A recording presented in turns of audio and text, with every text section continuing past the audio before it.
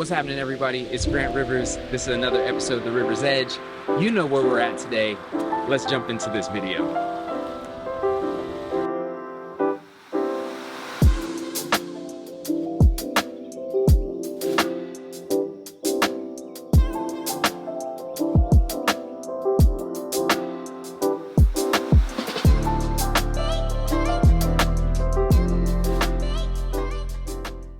Good morning. Welcome to the Crystal Caves. My name is Unico.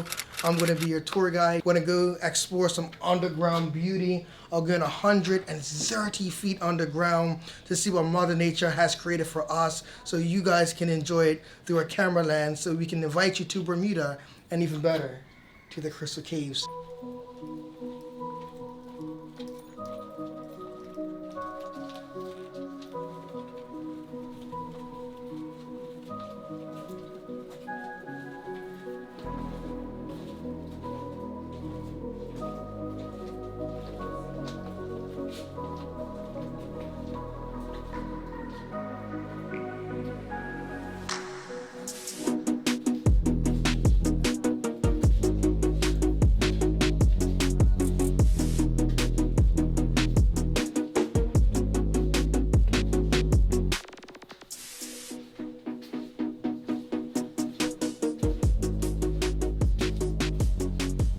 So right now, at this point, we are down 130 feet underground, being directly at sea level. The Crystal Cave was found back in 1907 by two boys aged 12 and 13. These kids are outside playing the game of cricket when one of them hits their ball and their ball goes into the bushes. As they go in, they're going to find that there is a hole in the ground. So the boys, being adventurous, they would run home to get as much rope as they can find and a kerosene lantern. They're going to tie that rope around a tree and decide that they're going to lower themselves down. And as they start to lower themselves down, they begin to recognize that this hole goes on deeper than we thought. So instead of the boys being normal and climbing back out of the cave, they wanted to be a little bit more adventurous. They swam in this water in darkness for 3 hours, and they wasn't even looking for a way back out of the cave because they were only determined to find that cricket ball. So now when they couldn't find their ball, they had to climb 130 feet back out the cave using that rope. And now once they get back out the cave, they're going to run back home. They're going to tell their parents of their discovery. And then the next day, the boys' fathers decide that we're going to lower ourselves down too. And then in 1909, this cave will officially open to the public.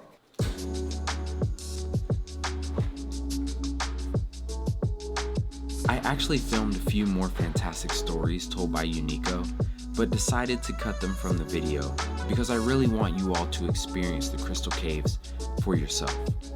Yes, I get it. Bermuda is expensive, but if you are anticipating that your tour guide will tell you one story, walk you around the cave, and dip, this isn't the case. Unico is an amazing storyteller, as are the rest of his co-workers, and they bring everything to life when you go down into the heart of the cavern. I distinctly remember feeling so many emotions as I was listening and exploring. The cave contains tens of thousands of stalactites and stalagmites, millions of years old, which alludes to the fact that the cave actually used to be completely dry. But as you can see, this is no longer so.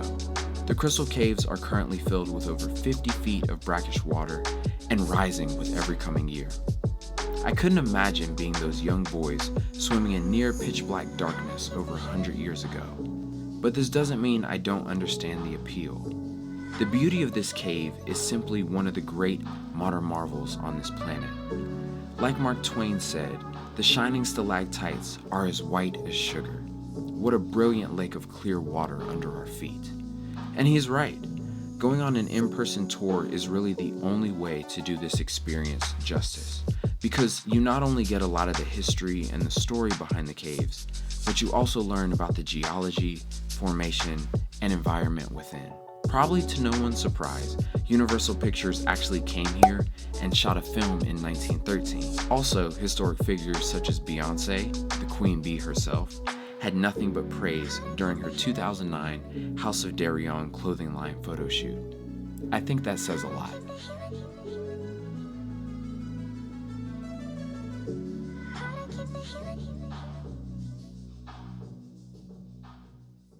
What did you personally think about the tour? I thought it was nice.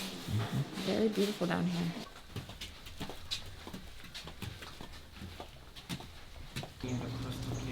Fantasy Cave, guys? Yeah. We'll catch you guys up.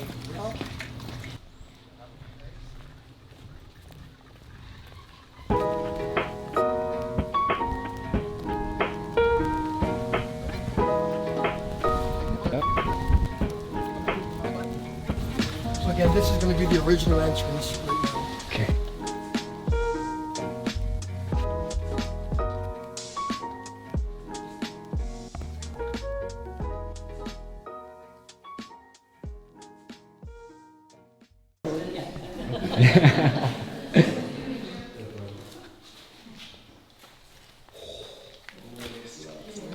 This is nice. I didn't even take this here in school. It was always crystal clear. This is a gem. No wonder Beyonce took pictures of me.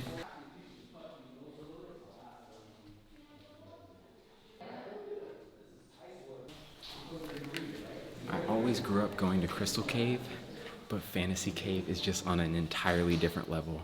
I can understand why Beyoncé decided to switch from the Crystal Caves for her photo shoot to come over here, because this is absolutely gorgeous.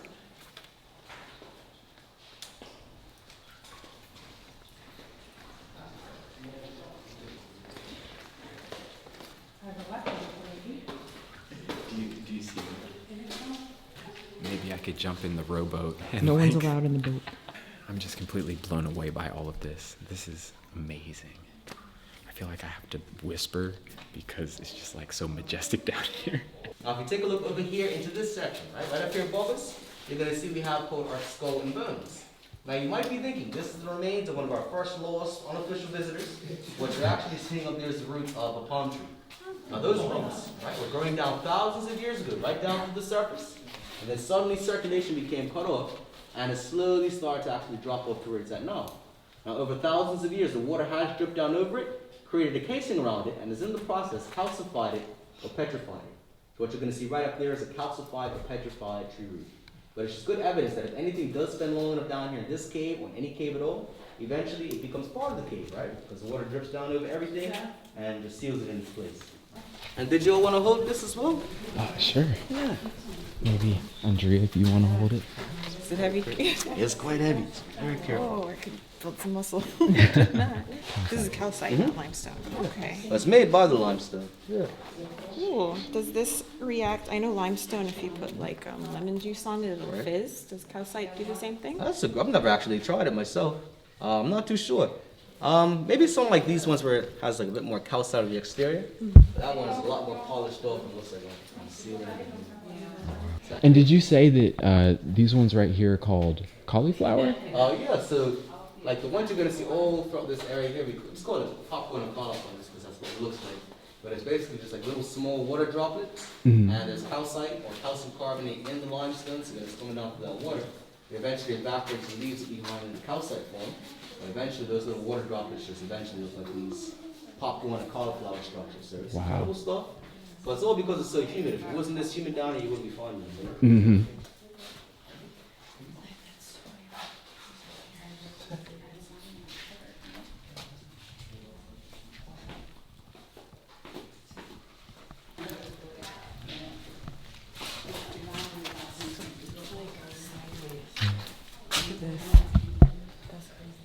It fell. Oh my gosh. The stalactites would not be going that direction if it hadn't cracked and fallen. Andrea, you're way too smart and you're scaring me. Just wait till this one falls. No, this one?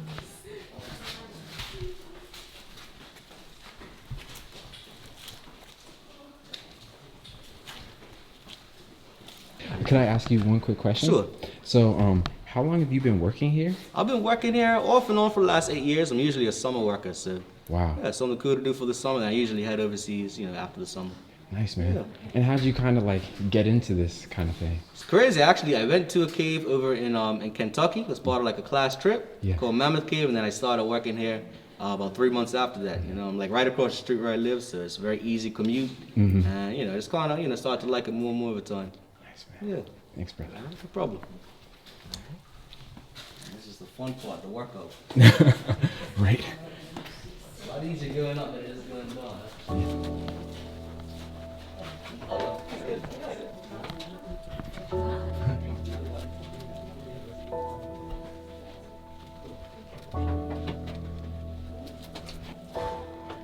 This is a workout right here. Goodness. Haven't had a workout like this in a minute. I'm like breathing heavy too. I think it's mostly because of the camera though. Gosh, this was an amazing experience. Wow. Might have hit my head on it if I wouldn't have taken a little bit of a break to catch my breath.